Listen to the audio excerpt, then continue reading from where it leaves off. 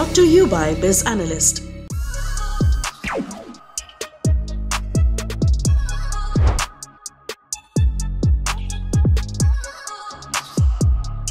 BJP में अभी power dynamics कैसी नजर आ रही है गुजरात के लेवल पे? क्योंकि दिल्ली के गलियारों में यह चर्चा भी थी कि भूपेंद्र पटेल एक स्टॉप गेट रेजिमेंट है और हो सकता है कि विधानसभा चुनाव के बाद कोई नई लीडरशिप, कोई नया नाम वहां पर प्रस्तुत किया जाए। यह भी बात हुई। यह भी बात हो रही कि बीजेपी 2017 के मुकाबले इस बार ज्यादा एश्योर्ड महसूस कर रही है। सीआर पाटिल ने तो बाकायदा 150 का टारगेट भी बता दिया, क्योंकि कांग्रेस का हाउस डिवाइडेड दिख रहा है, कमजोर दिख रहा है, और आम आदमी पार्टी के आने से ट्रायंगुलर फाइट है, और ट्रायंगुलर फाइट बीजेपी को सूट करती है। एक पॉलिटिकल साइंस का टर्म भी यूज किया जाता है, पार्टी स्टेट। जब लगातार कोई पार्टी सत्ता में हो और संगठन का सरकार में से लगातार बढ़ता जाए हर लेवल पे। कभी यही बात कम्युनिस्ट पार्टी के लिए, खासतौर पर सीपीएम के लिए बंगाल में कही जाती थी कि एक पार्टी स्टेट है। वैसे ही कहा जाता है कि गुजरात बीजेपी के लिए, आरएसएस के लिए एक पार्टी स्टेट के तौर पर है।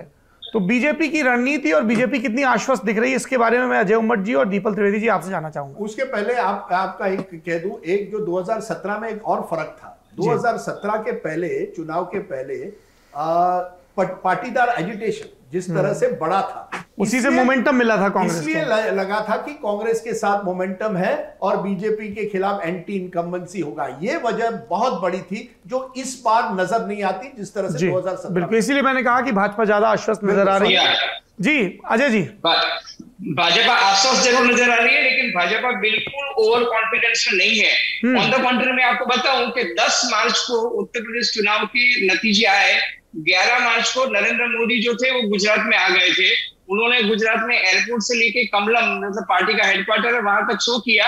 और जब वो वहां बैठे थे तो पार्टी के गुजरात प्रदेश प्रमुख सीआर पाटिल ने अपने प्रवचन में वड़ा प्रधान की भूरी भूरी प्रशंसा करते हुए कहा कि उत्तर प्रदेश इतना टफ था, वहां हम 35 साल का रिकॉर्ड तोड़ के वापस चुनाव जीत गए, तो गुजरात में तो हम 182 सीट ले आएंगे।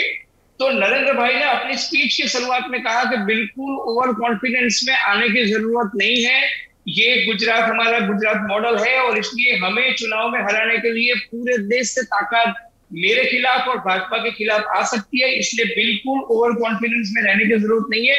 उन्होंने कहा था कि 40 वीक का हमारे पास टाइम है और 40 वीक में 2 वीक तो हमारे पार्टी के कई नेता जो रोने वाले हैं उनको समझाने बुझाने में लगेगा। तो ये जब उनका जो स्टेटमेंट था वो कई लोगों को समझ में नहीं आया। फिर पहली बेंच से जब तालियां बजी तो फिर मोदी जी ने उसको एलॉबरेट करते हुए कहा कि काफी लोगों की टिकट इन वे कटने वाली है और उन लोगों को समझाने बुझाने में हो सकता है 2 सप्ताह का टाइम जाएगा। लेकिन उन्होंने कहा था कि 38 वीक्स हमारे पास हैं और 38 वीक्स का पूरा प्लानिंग करना चाहिए। मोदी जी ने डिसाइड किया कि कौन से 3 वीक स्टेट्स, 3 वीक डिस्ट्रिक्ट्स हैं, जैसे बनासकांठा वीक है, दाहोद वीक है या जामनगर डिस्ट्रिक्ट वीक है। तो उन्होंने इस बार अपना दौरा जो है ये 3 डिस्ट्रिक्टों में किया। कोऑपरेटिव सेक्टर में गए, डेयरी और पोटैटो प्लांट का उद्घाटन किया। दाहोद में गए, ट्राइबल बेल्ट के साथ उन्होंने संवाद किया। जामनगर में गए, वहां के जो महाराजा थे उनके घर गए, प्राइम मिनिस्टर होने के बावजूद एक महाराजा के घर गए, उनके साथ बातचीत की। इतना ही नहीं, उन्होंने केजरीवाल की जो यूएसपी है, एजुकेशन और हेल्थ, उन दोनों को ध्वस्त करने के लिए प्रोग्राम जो थे एजुकेशन और हेल्थ सेक्टर के बनाए। और अब वापस प्राइम मिनिस्टर 1 मई को 3 और डिस्ट्रिक्ट के अंदर प्रोग्राम करने आ रहे हैं। और जब शाम को मुझे याद है कि 18 तारीख की शाम को उन्होंने कैबिनेट के हर एक मंत्री को बुला के अपने अपने डिस्ट्रिक्ट में क्या चल रहा है वो पूछा, चीफ मिनिस्टर से बात की, पार्टी प्रेसिडेंट से बात की और वहां के लोगों से संवाद किया। मतलब मुझे नहीं लगता कि प्राइम मिनिस्टर जरा भी ओवर कॉन्फिडेंट है और चांस लेना चाहते हैं। दीपल जी, बीजेपी की तैयारी, बीजेपी के चेहरे, बीजेपी की रणनीति क्या है?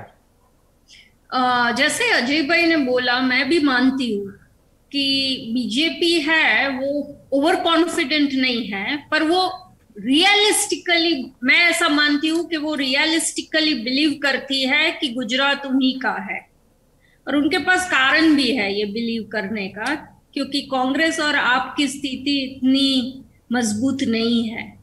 बीजेपी एक कैडर बेस्ड पार्टी है। गोपी जो बोल रही थी कि लीडर के साथ ही, बीजेपी ऐसी कैडर बेस्ड पार्टी है कि उनके जो गुजरात के जनसंघ के फाउंडर और बीजेपी के फाउंडर केशुभाई पटेल ने जब भाजपा छोड़ी तो उनके साथ बहुत ज्यादा लोगों ने पार्टी भी नहीं छोड़ी, और जब उन्होंने कंटेस्ट किया तभी उनके कैंडिडेट्स, और वो खुद ने नहीं किया था, पर उनके एक भी कैंडिडेट ने कुछ कमाल नहीं दिखाया, क्योंकि बीजेपी को ही वोट दिया, तभी उन्होंने पी फॉर पटेल ऐसा नहीं देखा।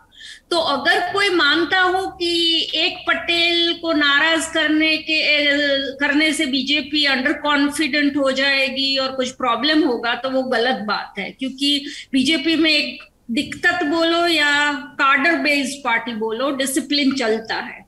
अभी क्या जो माहौल है, मैं ये मानती हूँ कि बीजेपी ने अपनी प्रिपरेशंस बहुत साइंटिफिकली और स्ट्रैटेजिकली कर ली है। मुझे एक भी पॉलिटिकल पार्टी भारत की याद नहीं है जो वैकेशन की घोषणा कर सके। अभी गुजरात में भाजपा ने 3 दिन का वैकेशन की घोषणा की है कि भाई 3 दिन वैकेशन ले लो, फिर हमें बहुत सिस्टमैटिकली ये कमिंग वीक्स जो है उसमें काम करना है। जैसे पहले बोला गया कि 38 वीक्स का एक कॉन्क्रीट प्रोग्राम है उन लोगों के पास, कि ये उन लोगों ने डिस्ट्रिक्ट्स है वो 3 कैटेगरी में, कि इनसिक्योर, सिक्योर, नॉट श्योर बन के उन पर फोकस करना, उनके लिए क्या डेवलपमेंटल स्कीम्स करना, ये सब प्लान करके रखा है। और जहां फ्रीडम की और आप बोलते हो बात, तो भूपेंद्र भाई एक बहुत सौम्य, बहुत अच्छे आदमी है। मैं उनकी कॉन्स्टिट्यूएंसी से हूँ, वो हमारे कॉर्पोरेटर भी रह चुके हैं, पर उनका पॉलिटिकल प्रेजेंस इतना स्ट्रांग नहीं है। तो ये मानना कि नरेंद्र मोदी उन्हें रिपीट करेंगे, वो अभी हम कॉन्फिडेंटली नहीं कह सकते हैं। और बीजेपी स्ट्रांग नहीं थी, इसीलिए तो विजय रूपानी को ही नहीं, पूरे कैबिनेट को नया फेस ओवर देना पड़ा।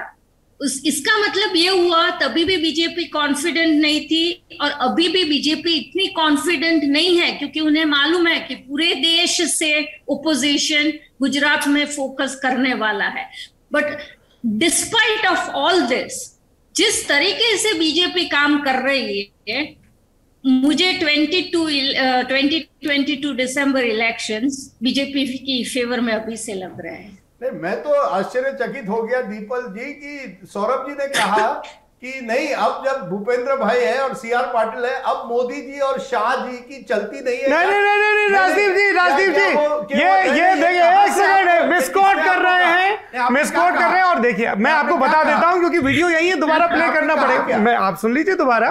हाथ कंगन को आरसी क्या, मैंने ये कहा कि कई पॉलिटिकल ऑब्जर्वर्स का ये कहना, नरेंद्र मोदी तो सर्वशक्तिमान नेता है, nobody can challenge him with BJP in Gujarat, no chance, Gujarat and nation as well, okay, as of now. Okay, लोगों ने यह कहा कि सीआर पाटिल की अपनी वर्किंग स्टाइल है, और जब भूपेंद्र पटेल वहां पर सीएम बनाए गए, कैबिनेट में रद्दोबदल किए गए और सीआर पाटिल को बीजेपी संगठन की कमान सौंपी गई, तो जिस तरह से विजय रूपानी के कार्यकाल में अमित शाह का दखल या इन्फ्लुएंस हुआ करता था गुजरात सरकार पर, ये जो नई जोड़ी तैयार की गई भूपेंद्र पटेल और सीआर पाटिल की, इनको ज्यादा स्वायत्तता, ज्यादा संप्रभुता दी गई है ऑपरेट करने में, ऐसा कई पॉलिटिकल ऑब्जर्वर्स ने कहा। तो ये कोई क्यों कहेगा नेता नगरी में कि नरेंद्र मोदी की गुजरात में नहीं चलती है? नहीं, मेरा आपसे ये कहना है, आप जानिए, भूपेंद्र पटेल आनंदी भाई के बड़े नजदीक माने जाते हैं। हाँ। आनंदी भाई उनकी मेंटोर एक तरह से है। आनंदीबेन पटेल उनकी मेंटोर है जी। तो आनंदीबेन पटेल उनकी मेंटोर है, इसलिए ये कहा जाता है कि भूपेंद्र भाई पहले आनंदीबेन की सुनेंगे, अमित शाह की नहीं। विजय रूपाणी माना जाता था, अमित शाह की सुनेंगे पहले, क्योंकि वो अमित शाह के करीब थे।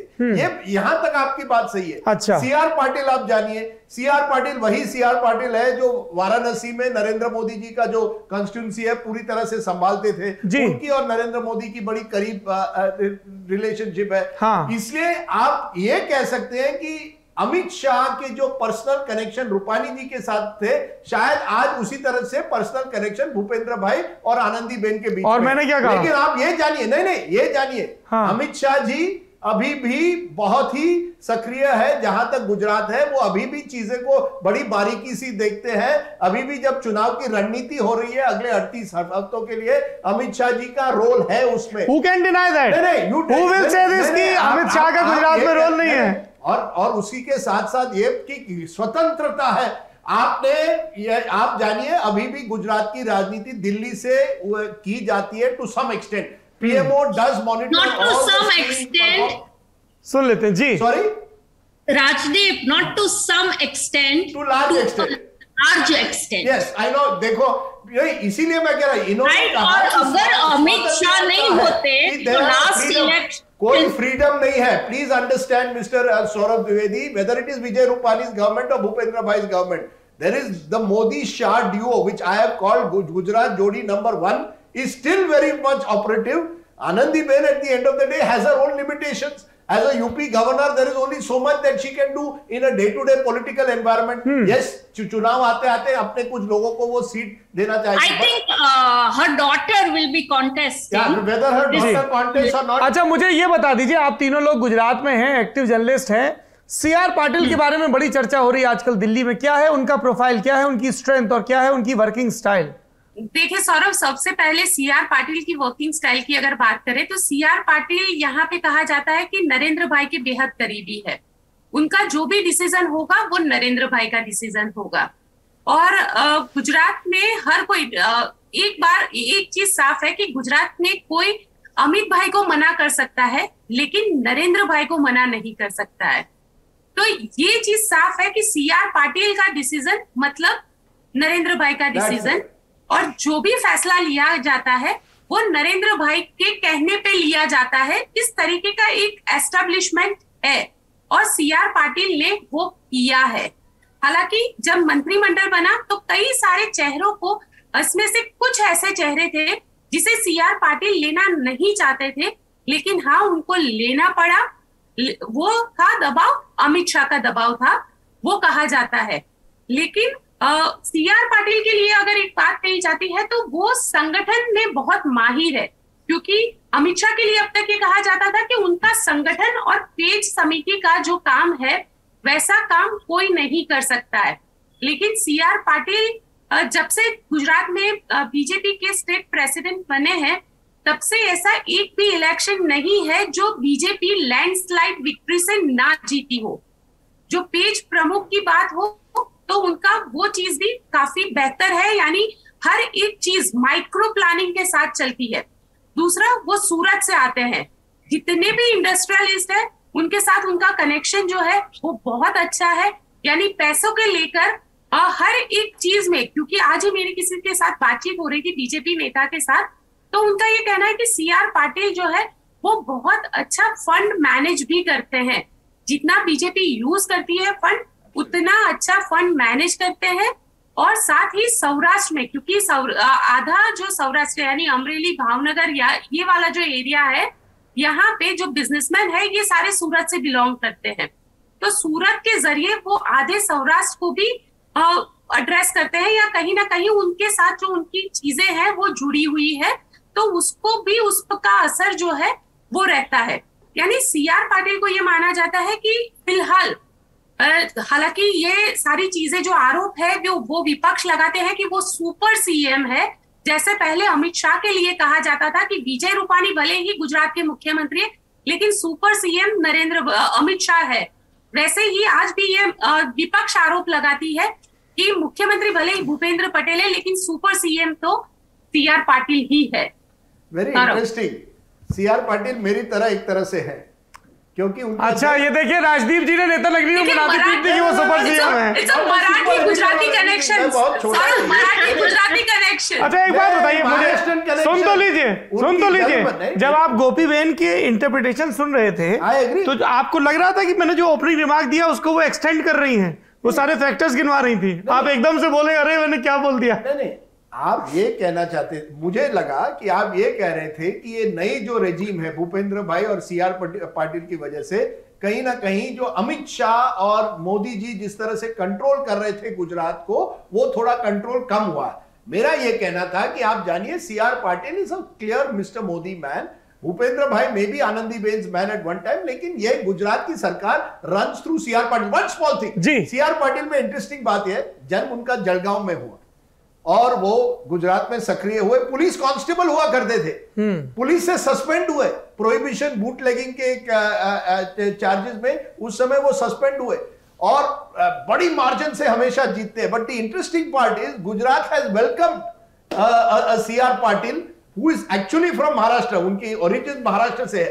अब very interesting in a sense, क्योंकि मुझे लगता है कि आज की राजनीति में क्या ये आसानी से होता नहीं है किसी दूसरे राज्य से कोई व्यक्ति आ जाए और अपने आप अपनी एक पहचान बना दे। But you are right, let me also say that CR Patil, you can say, has established himself as a neta which in Gujarat during Modi year, जब मोदी मुख्यमंत्री थे, नरेंद्र भाई और कोई नहीं, Amit Shah was Mr. Modi's main man. आप देखेंगे जब मोदी मुख्यमंत्री थे 10 से ज्यादा मंत्रालय अमित शाह संभालते थे।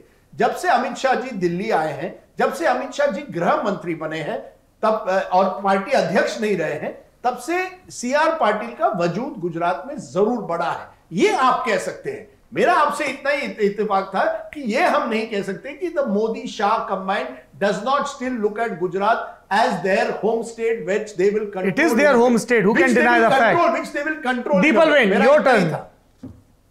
I think Radip is correct when he says, that it is Modi Shah that actually rules the state. But Radip, एक पॉइंट पे मैं आपसे डिसएग्री करूंगी कि गुजरात में ये जरूरी नहीं है कि बर्थ कहाँ हुआ हो। मेरा बर्थ लंदन में भी हो सकता है, विजय रूपानी का बर्मा में भी हो सकता है और सीआर पाटिल का जलगांव में। It's a very inclusive state that